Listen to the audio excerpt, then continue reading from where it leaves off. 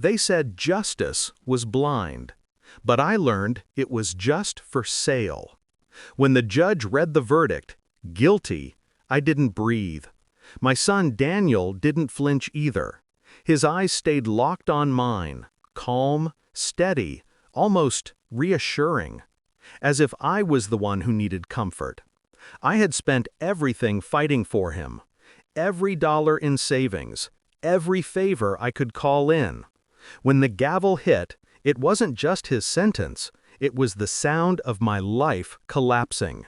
That night, my wife packed her bags.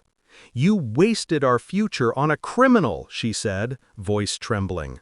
I didn't argue. I couldn't. I just watched her walk out. The next week, I went to see Daniel in prison.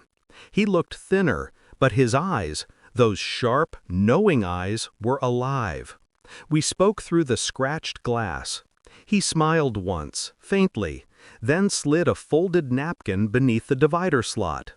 "Dad," he whispered, "check locker 447 at Union Station." The guards didn't notice. I pocketed it, nodding like it was nothing. That night, I unfolded the napkin. A series of numbers, written in Daniel's handwriting. Coordinates, maybe? Or a code. I didn't sleep. At dawn, I drove to Union Station. Locker 447 sat in a forgotten corner, dust gathering on its handle. I entered the code. The door clicked open. Inside was a small black pouch. Inside that, a flash drive. I didn't trust computers anymore.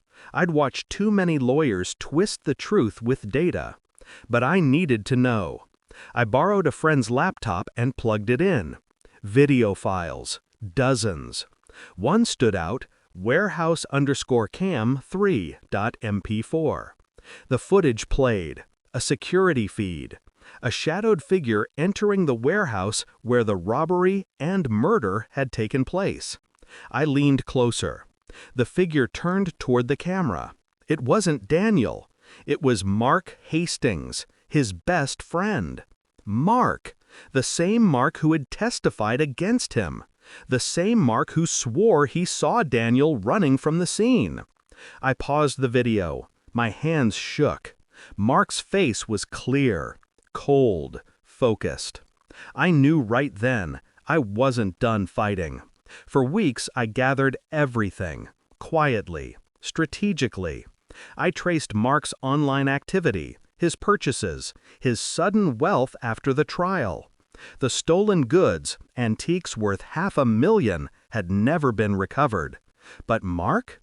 He had a new car, a new apartment, and a fiancée whose ring alone could buy a house. I didn't go to the police. They had already made up their minds about my family. So I built a trap. I copied the footage, edited nothing, added timestamps, linked transactions, messages Mark sent the night of the crime. Each piece was a nail, and I made sure every nail would hit its mark, publicly. Mark was an up-and-coming entrepreneur now, beloved by the same community that had condemned my son. He was giving a speech at a local charity gala, a live-streamed event. I attended in silence, wearing the same black suit I'd worn to court. He didn't recognize me, not until the screen behind him flickered. The footage began to play. Gasps rippled through the audience. Mark's smile faltered. The video showed him entering the warehouse. The sound of the victim's voice, the flash of the gun, then the shot. People turned toward him, cameras still rolling. He tried to speak, but I stepped forward, calm, controlled. "Tell them, Mark," I said softly, just loud enough for the mic to catch. "Tell them how you framed a 17-year-old to save yourself." The crowd erupted. Security surrounded him. I walked out before the police arrived. By the next morning, every major network carried the story. New evidence exposes false conviction. Team's friend arrested for murder. Daniel was released 2 weeks later. The system that had buried him now called it a tragic mistake. They couldn't return the years he'd lost, or the woman who'd left me, but they couldn't take what I'd done either. When I picked Daniel up from prison, he hugged me tighter than he ever had. "You found it, didn't you?" he said. "I found the truth," I answered. He smiled. "Mom called me. She's sorry." I didn't respond. Some wounds don't heal. They calcify, turn into something harder, stronger. I sold the house soon after. The walls still smelled of her perfume and disappointment. Daniel moved in with a friend to start over. I didn't stop him. I just told him one thing: never trust anyone who's too quick to believe in your guilt. Months later, I visited Mark's trial.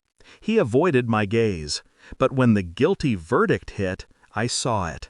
The same disbelief that once lived in my son's eyes. Only this time, it was deserved. As they led him away, he passed close enough for me to whisper, "Justice isn't blind, Mark. You just thought I was." I stood outside the courthouse afterward, watching the clouds drift over the city. For the first time in years, I felt light. Not happy, never that, but steady. They had taken my family, my savings, my peace, but they hadn't taken my will. And in the end, that's what saved us.